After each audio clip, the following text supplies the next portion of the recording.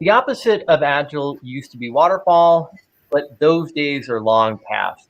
Welcome to today's topic for Uncommon Sense. I'm Joshua Barnes, the founder of Process Mentors, and I welcome all of you here today. And with me, as usual, is Al and Steve, and we've got Clarke Ching, the bottleneck guy, that'll lead us through the discussion. Al, do you want to introduce yourself? Yeah, a lot of people know me. I'm now with the PMI. I'm the director for thought leadership of Agile at Scale programs. I used to be with Net Objectives. I was the founder and CEO of it. And basically, my main things at the PMI are I've developed what's called the Discipline Agile Value Stream Consultant, which is our Agile at Scale approach, taking a holistic view of things, creating a short e-learning experience with a value stream management. That's a new workshop that'll come out later in the year. And I'm going to take 30 seconds to say something that's a shift for me that I don't even think Joshua and Steve know about this yet, unless they read my blogs, which I think they do. But anyway, I've kind of hit a point where I'm just really trying to look more forward than explaining what's wrong. Maybe you could say I've given up. So this is perfect that Clarke's here. I think I've given up on Agile in some regards. And that sounds pretty horrendous, maybe. Not the intent, but I believe there's so many things we're doing wrong, so many things that should be more based on engineering and scientific approach. So I'm trying to look forward more, and hopefully my writing reflects that. And I'm really interested to see what Clarke says, because we've just known each other by reading each other's works. We've never met before. So I don't know, it'd be kind of interesting. He might ask me some very pointed questions, but two can tango rather. So anyway, Steve. Hello, friends of Herbie. You know that I always start like this because I am fascinated by the theory of constraints, which I have brought into my team flow approach. And I also have quite a long story or history. I started working at the legendary company that was known as Borland, the makers of Turbo Pascal and all those products in the DOS era. And by the way, I am just running now a series of posts on LinkedIn where I go through that history and how it has influenced all of my thinking. And that's something you might want to look at. And I'm really happy and excited to have Clarke here, because I always salute the friends of Herbie, but Clarke, he is Herbie's best friend. So, Clarke, welcome. Thank you. Hello there. So good morning, because it's New Zealand. I'm coming to you from New Zealand. I could point out that, and there's just a little bit of sun sneaking up. And we're springtime now, second day of spring. So I suppose I should probably just a little bit of introduction of me, what I do. Hey, how do I tell who's actually on here watching, or I can't? Would that be? You can't tell unless they post in the chat. So if you're out there watching, post in the chat so that Clarke's going to be able to see who is there. Could you say where you're from? Because down here in New Zealand, we don't get to talk to anyone else these days. So it's really nice. Hello, Bill. It's really nice to see sort of different faces. So just a little bit about me, and I probably should have thought about this. Like Steve, I got hooked by this book. The Goal by Ali Goldratt is the TOC Bible. Personally, I think it's an outdated, obsolete book now that does more damage than it does good. And there I've lost half of my my friends.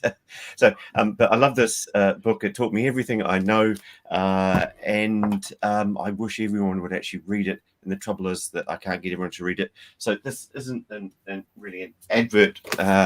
But if anyone wants to, that's the book I guess I'm best known for, Rolling Rocks Downhill, which is a business novel.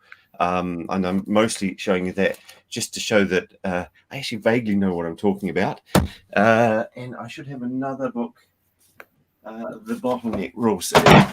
Whoops! Did you hear the sound effects there?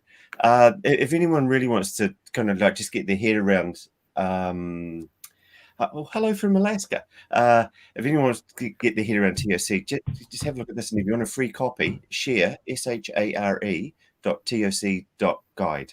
and you can get a free copy of that. And it was my labor of love to take the goal and the theory constraints and take the essence of it and just simplify it so it's just far more accessible and easy to read.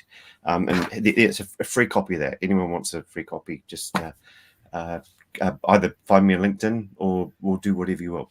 Now, today, I have the great privilege. Hello in South Africa. I have the great privilege here of being the host, which means I get to boss you guys around a little bit. Good luck with that. Czech Republic, that's really cool. So what I wanted to sort of wander around today, and this could be a very disastrous wandering. I don't know. It could be quite entertaining. What I'm hoping is that we wander around, kind of like I'm imagining an old French man with his truffle pig, and we're wandering around a forest here, trying to find if we can come up with any truffles. We may not find any truffles, but I do know that if we wander along the beaten track and discuss the same old stuff, all we'll do is not find any truffles, but we'll discuss the same old stuff again and again and again. Okay, so the opposite of Agile used to be Waterfall, and those days are long past. Now, I'm not sure that the opposite of Agile did used to be Waterfall, but I just want to sort of start this off with what made me think of this topic. And the first bit is that I don't think anyone actually knows what Agile is anymore, and there are 100,000 different opinions of it, and they all certifications. What was that, sorry? And certifications. And certifications, there's just so many things, and I used to think that I knew what it was, but these days now there's a whole lot more people out there who have a whole lot more certificates than I do, and a few 3-day training courses if they're lucky, and there's kind of like they're all experts, but we're all experts and got different views of it. So one of the angles I thought was interesting to just try and sort of untangle the to try and not define it, but understand it by looking at what people think is the opposite of it. And so now if you can just imagine, I've got a diagram here in front of me. I'm trying to make sure I move correctly there. And it's time. So there's an arrow going this way or maybe the other way, depending on how it views on your screen. But it's time. And Agile, I think, meant something different 20 years ago than it was now. 30 years ago, it meant something very different. And I'm wondering if we might just look at the different timescales and just sort of think of it from the point of view of maybe what, if we can try and untangle it a little bit, what we thought of it back then, what people think of it now, and then maybe what we were trying to look at as the opposite. So funny, we're going to just wander around, see what we stumble on, but we've got quite a lot of experience here, and we've also, I want to point out, got a bit of bias because I think we're all engineers at heart. Would that be right? Yeah. Well, I yeah, think we're we engineers. are. And I think maybe a lot of the audience here is, but I think most of the Agile space is not, and I think that's a serious problem. And I absolutely, I have that same, it torments me actually, as I was sort of prepping for this. That's exactly where my head would go. It's like Agile was like it almost feels like an ex-wife now. Where maybe we're separating. I don't know. But the kind of like the romance is gone for me. But that is my bias, that I'm an engineer at heart, and I love the mechanistic parts of it and the human bits. But it feels like it's all been sort of dumbed down and diluted. But anyway, that's my bias. So can I just ask, and I'll just let you guys jump in as you do. So the story that made me think of this is a few days ago I was talking to a client, and she said they got lots of new, and they've got a big TOC software development shop, and they're recruiting people who have seen Agile, and they come in and they hear about this TOC stuff. And they, we're adding all TOC to this. And she said to me, no one thinks that the opposite of Agile is TOC. It would never come into their mind. They all think the opposite of Agile is Waterfall. So I'm just wondering if you guys would agree with that. If you think others would. I'm just wondering what is the opposite, was the opposite. Go for it. Well, I would say there are two different dimensions at least, and you have to look at what's the opposite of Agile in each of these dimensions. So in one dimension, if you're thinking about small pieces, quick feedback, collaboration, focus on the customer, yeah, it's waterfall. But I think people know that collaboration with the customer is needed, big pieces aren't good, things like that. So then what's left? Well, to me, it's the lack of discipline. It's the lack of appreciating science and engineering. It's the lack of precision in terms. I see terms be redefined all the time. Nobody seems to care. It's the belief. I had somebody tell me, oh, well, there are no truths. Well, okay, let's get into reality. There are no truths. I think we create our own reality. You don't want to get into a conversation with me. I think it's all energy and spirit. So yes, there's no reality. I buy that. However, there is a science here. I let go of this cup. It ain't going up. I turn it over, it's going to spill. That's reality. That is reality. We have stuff like that. Okay. And that everything works and everything is okay. And we can have these different opinions. That's just BS in my mind.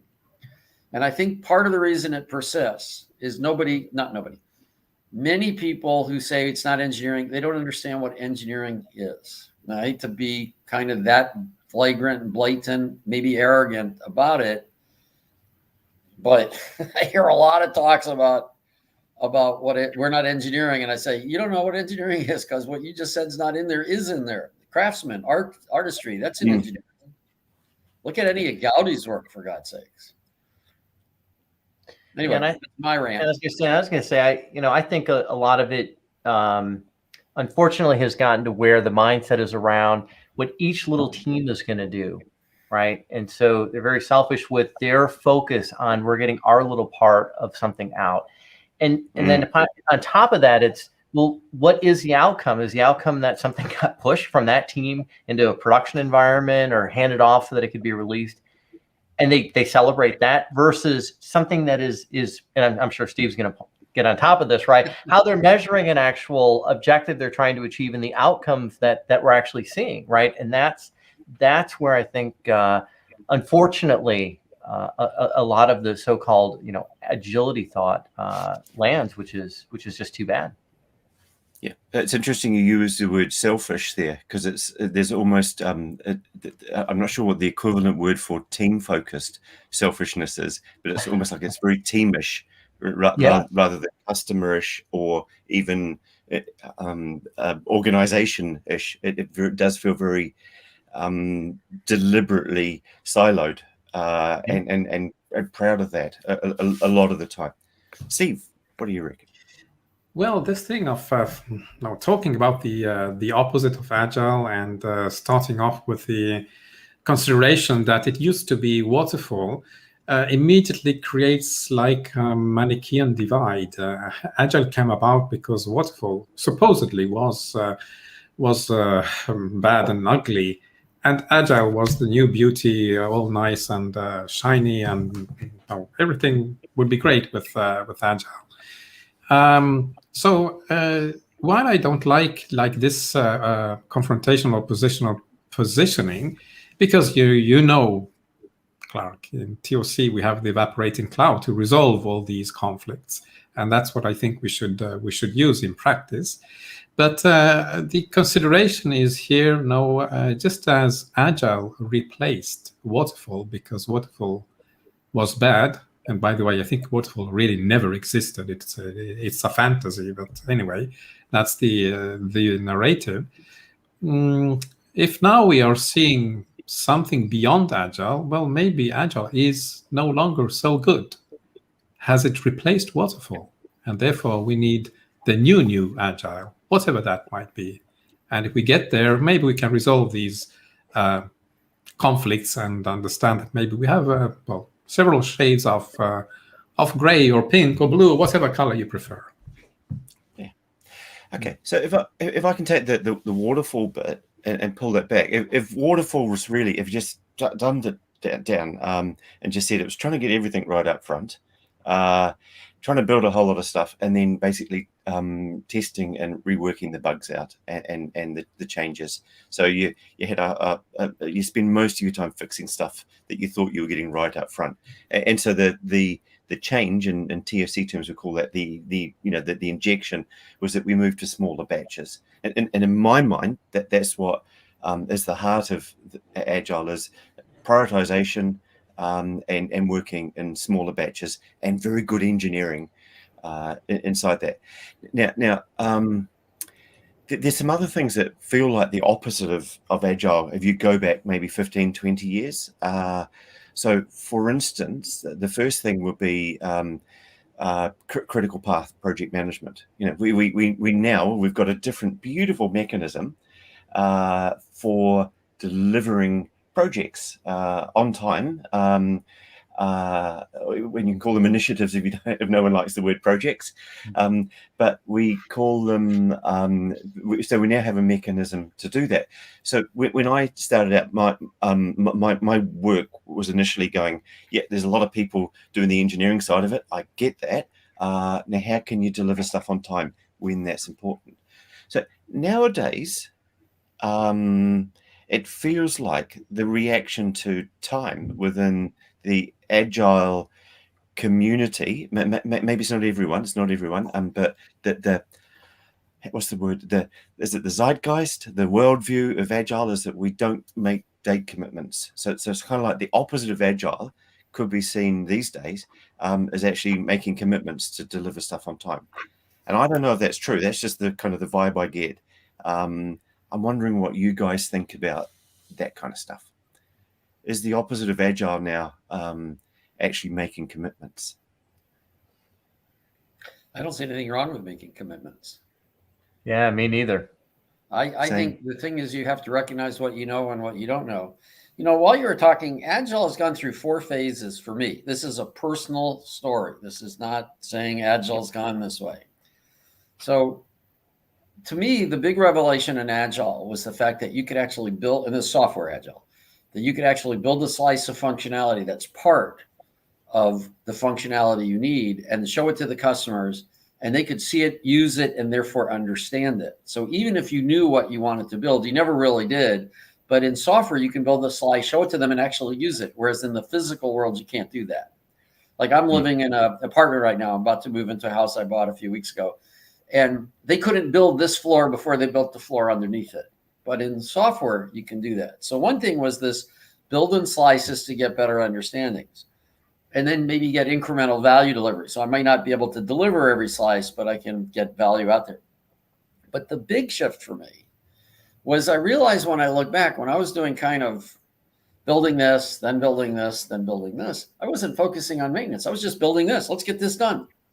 That didn't work very well. I was one of these super programmers. I could program really fast, but it was incredibly fragile until I got into design patterns in the 90s. My code was functioning and really easy to break. And I looked at that, and it was because all I was trying to do was get it to work, because this is it. This is the answer. So even though I really didn't do waterfall, I had that mental attitude that I had the answer now, so I didn't worry about maintenance.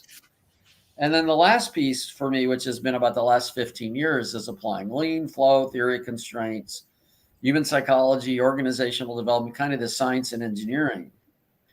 So those are the 4 phases I've been going through personally. And I think it's people are doing it at different paces. You're on mute, Steve. Oh, you're on mute, Steve. Hello. Hello. Hello, Steve. Hello. We had to have the mute episode even now.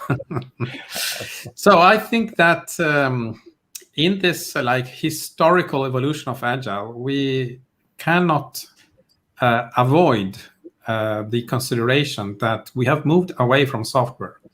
While the contraposition between Waterfall and Agile, the original Agile of the manifesto, was all in the domain of software, nowadays Agile has the ambition of shaping the way organizations work. That's the whole issue of scaling, starting with teams, make them agile, and then expand upwards towards the top. But what many do not realize on that pathway is that up there are many experts in many different domains, from organizational design to organizational psychology, to finance, to you name it, which cover a lot of competencies that Agile is nowhere close to. So this ambition of wanting to affect the organization with an Agile bottom-up transformation, in my view, is a combination of arrogance and ignorance. Arrogance because they don't take into account what is there, and ignorance because maybe they do not know what is there. And that, I think, is something that needs to be brought back. Because yes, everyone is trying to sell you business agility. Of course, no. If the company does not adapt, it will disappear. And naturally, it will go extinct. It's not a problem. You don't need to save a dinosaur. They will disappear, no matter what. But you just cannot have this worldview that here comes the savior, so to say. And I think that's something we need to address, because a lot of the Agile narrative in this space has devolved very often to an anti-management sentiment. But hey, the whole company is one thing, and that's where I always push my agenda of unity of purpose and community of trust. And does not mean unity of purpose within the team. It's unity of purpose of the entire company, no one excluded. And here, Clarke, let's tell the story of Herbie as it was, that no one would leave Herbie alone and lost in the woods. They all went back and helped him. That's if you wanted to. Yeah, well, of course. What do you say about that, Clarke? Actually, can I just? You guys are very good at not answering the questions I asked you. Well, I'll we forget it. We forget to give you an answer on the whole date part. So I will answer that question on the date part. So if the opposite of Agile in a lot of people's minds and their thoughts is we don't give a date, right? We're going to iterate until we have something, and we'll tell you when we have it. So, but the goal, and for IT-enabled organizations versus a company who's in the business of selling software, the company doesn't necessarily make money when the button is pushed from a DevOps perspective that something goes out. It's the operational value stream that we need to be attending to, and we need to be giving dates, because are they ready for it? Are we releasing something and we're going to be moderately successful or not successful at all because we didn't give a date? We caught people off guard. We overwhelmed them. All the things that we're trying to achieve with the operational value stream. And when people think ops and operational and support, it's the support of the IT enablement, the products that are supporting the operational value stream. So yes, I think it is very good to give dates. And again, a ranged estimate of a date, or a forecast, and in coordinating what we're going to be putting out. So that's my answer to your question on dates. I like that. So I gotta finish the answer. You're right. I didn't give the answer. I built up to it, and I just forgot to mention the answer. So the answer of not Agile is bigger, all at once, not maintainable, and don't bother with science. Right. Although actually the Agile doesn't bother with science. So maybe it'd be scientific in this case, because I think that's the big thing missing. But what Agile should be anyway is non-scientific. Okay, so I'm just trying to sort of sum up this bit here. I'm particularly interested in the dates, because we feel like we've got 4 people here, older, gnarlier, grumpier maybe than the rest of the Agile community, which for me feels like often it's very team focused. So you could say, if you're going to do the opposite, you could say Agile is team focused, but a lot of the implementations of it are not organization focused. So it's team focused, but it's anti-manager, You said that, Steve. I totally feel that, and it just makes me so sad that a movement that preaches collaboration puts boundaries around the collaboration. Says no, we don't collaborate with them. It's actually the making money side of a business. It's almost treated with contempt and disgust. We're not here to make money. We're here to make software for users. So there is quite, it feels like Agile over the years, and maybe it's always been like this. It has become very, very, in this way, selfish. And I can't remember who's that used that word, but I've had that thought myself, and it's, but it's become very, very blinkered. Focused on having high functioning teams, which is wonderful, but it's almost like we prefer this, and it's not over the other stuff, but it's almost instead of the other stuff. So there's a few angles there, but I'm going to just change tack entirely here. Steve, is Agile the opposite of Kanban? Agile opposite of Kanban. Well, very good question there. You're taking me off guard, because Kanban is considered as one part of today's broad scenario of agile approaches and methods. What Kanban brings, and which is lacking in most of the agile, is some sort of attention to the idea of flow and, in some cases, even flow metrics, numbers. Not all Kanbans use metrics, but at least they get this idea that you go through a flow of steps to produce value. And of course, many quote unquote hardcore agilists will say, "Oh, that's Waterfall again. Waterfall is back." But really, it is not. No, it all depends on how you see Kanban. And here I have two considerations. One is that a proper design of a Kanban system will show you in those columns what are the collaborations that are needed to create knowledge. Every phase, so to say, is a knowledge creation moment that does not happen anymore in the mind of a single individual, as was customary 30, 40 years ago. Why? Because the world has become more complex. The software environment has become more complex, and therefore collaboration is needed. The other huge consideration is that, I think I wrote this today, in fact, on LinkedIn, that as Mark Andreessen said, software is eating the world. So there is an ever-increasing demand for software.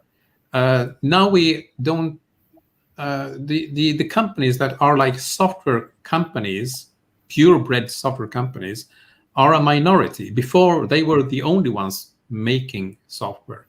Now we have almost any industries. Take automotive. They make cars, but it's software with wheels. So software intensive businesses. And that means that all of a sudden this tiny little bubble that is the software engineering part has to fit in to a much larger system. Yeah. And that's when you also go into the value streams, or even more the value networks. I think the notion of value stream is actually very limiting when you look at these larger organizations, because there it is a complex network that delivers the value. But when you have these complex networks, somehow you must model it. And Kanban here and there will allow you to model that. In Agile, you don't model. You don't have a notion that the attention to understanding how work progressively builds up that value.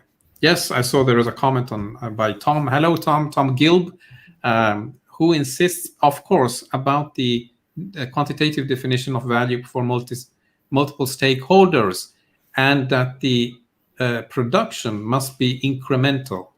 But everything is relative. In a large organization, an increment is a tiny increment is an enormous thing for a small organization. So it's relative. And in that setting, an increment can involve not only the collaboration of individuals, but the collaboration of teams. So while the spirit and the intent of collaboration that you have in Agile is important and is there, the extent of that intent is much broader, because we need to get different teams to collaborate across time and even space now, because we are global. So Kanban, I think, is needed to be really agile, or something like Kanban. The reason I asked is because it's like a lot of, Kanban started out as a brand, and it was positioned, David positioned it as not TOC, and not agile, which is clearly, and he said this, it's just not a secret. It's a marketing thing. You need to have an opposite to differentiate yourself, and that helped because it brought a whole lot of ideas out to people who were reacting to what they didn't like about Agile then, but it was also a reaction to Scrum. So it is like, can I take a slightly different angle there? Is Agile Scrum? Does it equal Scrum, or is it the opposite? Is Scrum the opposite of Kanban? I'm seeing you nodding, Josh. There, you want Well, I me was to shut wondering up? if you were going to ask if Scrum is the opposite of Agile. Yeah, that's what I thought he was going to do. I was Pretty not. much. I'm brave enough. Go for it, Josh. Yeah, I think that fortunately, unfortunately, probably unfortunately, that's what comes to mind in when you start talking about Agile, especially for people that have limited experience or exposure to it. That's the first thing that they're going to think about. And if you bring something up like using Kanban, then well, that's not Agile. Because iterative or sprints using sprint time boxes, that's Agile. And again, that's such a systemic problem, that company people on LinkedIn, whatever source we're gonna go and get a group of people together with, that's often what is thought of. And so I think that's a big problem. Well, I've been taking notes. I got 4 things I want to say. I'll try to say them fast. First of all, Agile, when it first came out, was very much iterations, incremental, time box based. The thought that we would do it another way just was not present. I mean, I remember conversations in 2000 and 2001, 2002, where it was integrated, incremental, iterative, but flow was not present.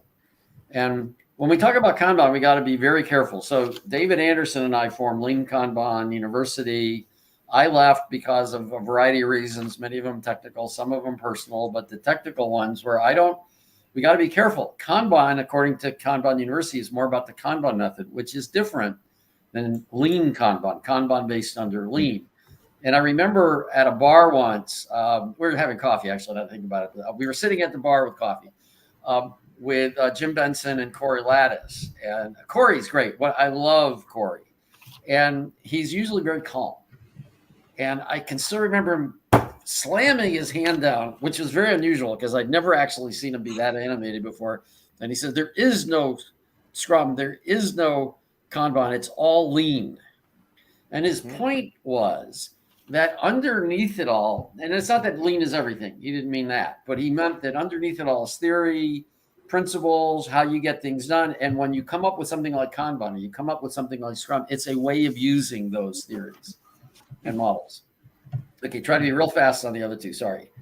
I was reading this If It Bleeds book by Stephen King, short stories. Won't give anything away. Don't worry about it. But there is a comment in there that I've thought now 2 or 3 times in this talk. And the comment is a teacher's trying to console this 14-year-old, 13-year-old. Says, look, when you're an adolescent, the world is all around you. And that's where Agile is. Agile is the adolescent that's all about the team. And it hasn't broken out of this. And I never thought about it that way. It's okay, we haven't grown out of it all being around me because I'm the team that's 20 years old already. I just emphasize something Steve said that I think is a recurring theme is science, the lack of it, the lack of creating models. That what we have is a few statements, a few principles, both in the Agile Manifesto and definitely in Scrum, where we never question where are the theories. One thing, Scrum doesn't have any about why things work, and it isn't based on Lean thinking. Sorry, I've got a post on that. Where is the theory why Agile works? And this is why I think we have a hard time taking it to the full thing. Okay, I'll be quiet for a while. Okay. Right. Can I be controversial here? And I'm going to We were suggest. expecting it. Excellent. So, based on the reaction, so a lot of the things I heard. Hang on, start again. Roll it back. You know how in Agile Land we like to think about things, and we're really keen, and we all want to help people, and we all want to do this. So we come up with pithy little sayings to try and to help people go, oh yeah, that's interesting. One I've heard a lot in Agile that really gets on my nerves is actually it's not the be and do one. It will leave that just really gets on my nerves. But the one that gets on my nerves is that, oh, I'm agile, I have a bias for action, and I think that's actually sometimes a bias for not thinking. So I'm wondering if the opposite of agile is thinking. And I think that might bounce off what you're saying there, Steve. It's actually thinking about stuff before you do it. It's like Tom Gilb's, work. And it's not that we're doing Waterfall. It's that we're actually thinking so that we don't pass rubbish to our the people that we on the next stage. So is Agile anti-thinking? That's controversial. Oh, it definitely is. Follow Yeah. the Scrum Alliance if you're not doing it, Scrum Guide. But one last thing is I've heard lean talked about as faster, better, cheaper. It's not about faster. It's not about going faster. It's about removing delays, stepping back, observing, seeing what goes on. And, anyway, so I think you've nailed it there. Be quiet. Well, I was just going to say, and from a thinking perspective, yeah, the whole, faster, better, whatever. Are we delivering things of value, or are we doing things that we shouldn't be done at all more and more quickly, right? So yeah, and Al, I think you're the one that had the picture of the thinker, right? And it's still got to think. Yeah, exactly. Yeah, And he's thinking, damn it. Yeah, I mean, but that is missing so often, right? It's the thinking part and taking the time to think. There's another cartoon I love, which is, the guy's dragging the cart with the square wheels, and the guy's got the two circular wheels, right? The real wheels, not the squares. And it's like, no, we don't have time. We don't have time for a change, or we don't have time for thinking. Yes. Yeah. Yes. Yeah. Okay. Right. So so far we've got, if we're being controversial about it, Agile's anti-management. Now this can't be black and white, because I know it's not true of everyone, but there's this vibe coming out. It's pro team and pro user. It often seems to be anti management, anti organization, and people seem to conflate the idea of the user being the customer, which is often very different things there. So, and then if you take the maturity kind of thing, it's kind of like it feels to me like we've gone through a lot where Agile's learned to walk, and I think we've lived through that. It's got all kind of grown up, and now it's got a mind of its own. But it's a bit of a it's an awkward teenager. It's 20 years old. It's still finding its place in the world, and it's kind of angry at a lot of things. And I'm just can't help but think of the teenagers I know, that and the teenager that I once was, that they think they know everything, and yet there's this whole lot of other stuff and wisdom around it. Do you guys feel that as well, that there's kind of like an arrogance of there's actually ignorance maybe within the Agile kind of vibe? Yeah, and it's the teenager still living in the parents' basement that haven't really made it out on their own yet. Beautiful. Okay, so now so it sounds like Agile's evil at the moment is what I've just concluded. Agile's evil, and we should get rid of it. But there's a lot of people happy with Agile. A lot of people wanting to do Agile. A lot of people wanting to do Timeflow, Kanban, safe, every different version of it. So there must be some goodness in there. So that this evil thumping evilness that's out there, is obviously not true. Why do people like it? Why are people? Why so many people going Agile? Give me more. Give me another certificate, please.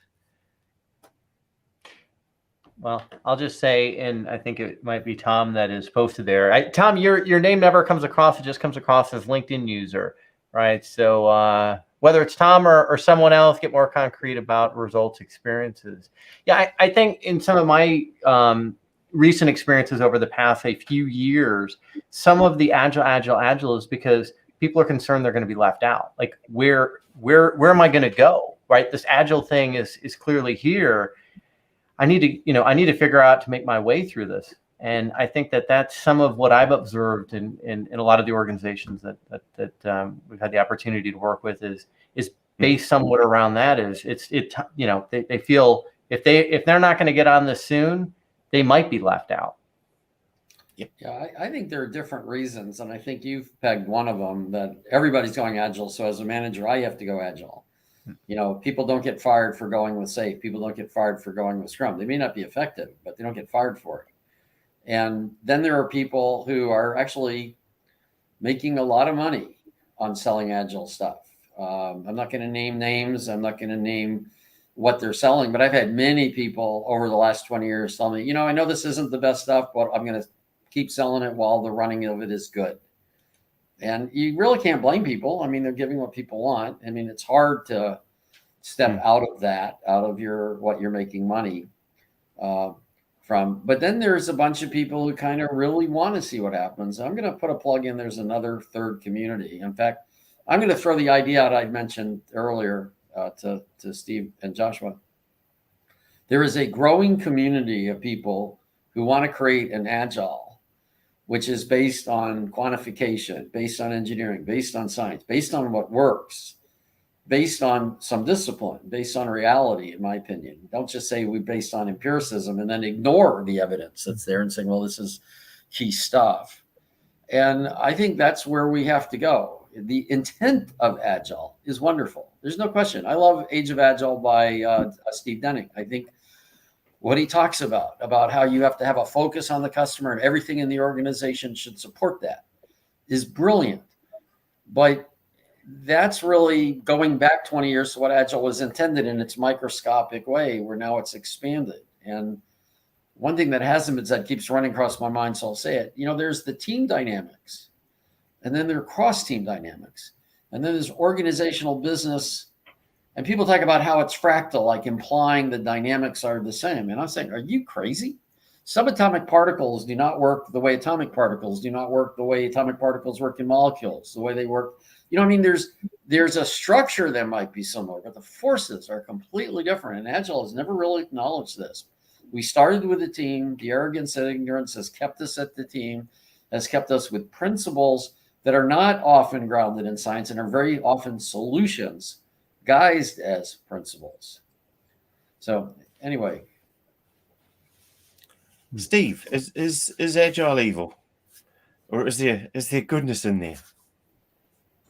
Well, I think, as Al said a moment ago, no, the intent of Agile is good, but then what has come out of it, I think, has made it a bit, well, let's say at least naughty. I like the comment that was up there by Eb. Let's appreciate Agile in its place where it is useful. And yes, that comment. Hello, Eb, by the way. And I think that's a great reflection. But the problem is that even the practitioners of Agile, well, how can we say this? They don't keep Agile to where it's good. They want it to extend it to where there are other ways of managing, let's say, or dealing or coping with whatever the reality throws at you. So it's this. I go back to what I said before. It's this dismissing of what is already there. And yes, of course, there was some other comment about countering the bureaucracies and another word that I hate, Taylorism, because it's completely misrepresenting what Taylor really said. So again, an issue of ignorance of knowing what Taylorism was about. But it's this point that you assume, so I have this feeling that the Agile part assumes that there is a lot of bad intent in the rest of the quote non-Agile world, and therefore they come to fix it. Of course, there are bureaucracies. We're not saying that they are good, but just as we had a few weeks ago, Ian Heptinstall here talking about traditional project management, large-scale project management, and explaining that proper project management has almost nothing to share with the common idea that is drawn by the Agilist of project management. So you have bad project management and you have excellent project management. Likewise, you have bad management. Maybe it's very common, but that does not exclude that there is also good and exceptional management outside of the Agile world. And yes, you said something about the thinking and Agile not thinking. Well, from the TOC world, we know about the thinking processes. And that clearly is something that in Agile is missing. Not the thinking that is mistaken, wrongly mistaken with the long-term planning, the Gantt chart, and it's waterfall. It's thinking in terms of logic, of cause and effect. If I do something, what are the causes? That is not planning in the micro detail of what you will be doing at 12 o'clock 3 months from now. That obviously is senseless. But trying to understand the cause and effects, I think, is a very valuable thing that in Agile, I don't see it. Where is it? Have you seen it? Is that because a lot of people, so I'm looking there at Colonel Saunders many years ago. He's sitting there and he's cooking his fried chicken for his family, and they're loving it. And all his neighbors are coming around and they're eating his fried chicken. And so he decides to open up a restaurant, a little restaurant. He has fried chicken, and everyone comes along because he's got the best fried chicken in the world. And then roll on several decades later, and you've got people who can buy a franchise, and they've got a franchise. They buy the franchise. It's got the instructions on how to build the building, the KFC building. It's got instructions on how to train all of the staff and all of the roles. It's got a whole lot of stuff that you come there prepackaged. It is effectively a chicken restaurant business. So it's a business in a box, and you give it to them. And I think that's actually really appealing to a lot of people who maybe don't want to spend time inventing their own recipes or coming up with these other things. You know, I don't want to have to create a training manual for a junior cashier. I don't want to have to teach people, figure out what the ideal temperature is to cook these things. I don't want to come up with my own secret recipe. So there's an advantage there that people can take an agile in a box, and they can apply it without thinking, and that presumably, I'm convinced actually that it does create a lot of good. So is it possible that we're actually here, 4 grumpy old men, and Tom Gilb on the other end, who I love Tom. Tom and I've known each other for years, who's even grumpier and older than us. And Tom smiling, I hope, in the background. So is it possible that we're sitting here as the grumpy old men, looking at almost like in the middle of a culture war where all of the young folks are out there being happy, and we're just being miserable and moaning, like old men do in a pub. And is it possible that we're the opposite of Agile because we don't like that it's changed? So given except for Tom, I'm probably the senior person here. I'll say it has nothing to do with age. I know a lot of old people who haven't changed their thought process in 40 years. I know a lot of young people who haven't changed their thought process. I know a lot who change it every year, every month. I think it's your attitude of how you learn. And I do think sometimes, I know I get a little overpassionate and a little disrespectful of things. I think the key is we all have our biases. We can't get out of our biases. You just the fact that you notice that you have them doesn't mean you are acting like you don't have them. So I think one of the things we have to do is come to a consensus, but where nothing is sacrosanct. There's an awful lot of cargo cult. There's an awful lot of dogma. You know, I think Neil deGrasse said something like the difference between science and religion is religion can't abide by being questioned, whereas science demands it. And that's why I say Agile is a religion and non-Agile is a science, because, you know, for all the times I've been accused of bashing, and I admit I've had energy on that. I've actually shifted just recently. I wrote a blog about it. I feel so much better about looking to the future. Ab, I'm glad you're out there listening. I'm sure I'll hear something from you later, but you know, I don't want to accept its limitations. I've been reading The Obstacle is the Way. And I think when the obstacle comes up, it's like, well, how do we get through that? And I'm never willing to satisfy. I haven't been willing to say I'm accepting that. I mean, I can accept the way it is, but now how do I get through it? And anyway. Yeah. So I'd say your you know, chicken store in a box, right, analogy, and maybe it's not all bad, right? But I think the problem also is that, you know, in companies and organizations where they bring in people that only know the chicken in a box, and they have a customer that's a vegan, right? And so that approach, even though there might be some things that would be usable, like maybe you still need to understand the manual for the cashier or whatever, but there's so much else that is not, that they're not doing the thinking of what is going to be important. And so, yeah, I think there is a lot of that goes on, and a lot of unfortunate, you know, experts or masters that are out there that propagate that. I must admit that's a really, maybe we could kind of start to wind down on that, but I really it's the experts out there. I think of them as productivity parrots. You know, they're repeating everything else, whatever the cool stuff is, they're repeating it. And for a lot of my early Agile career, that's what I was doing. I was learning from others and I was repeating it, and it all made sense. But there's this progression that you go through, and I'm sure there's all sorts of frameworks for it. But once you stop repeating stuff, you either leave it or you start thinking for yourself.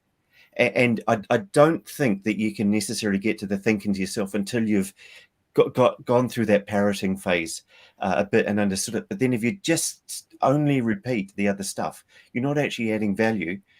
Actually, maybe if if there's some Pond's ice cream and you repeat something and then someone else repeats it and so on, and you create a movement, maybe that's a good thing.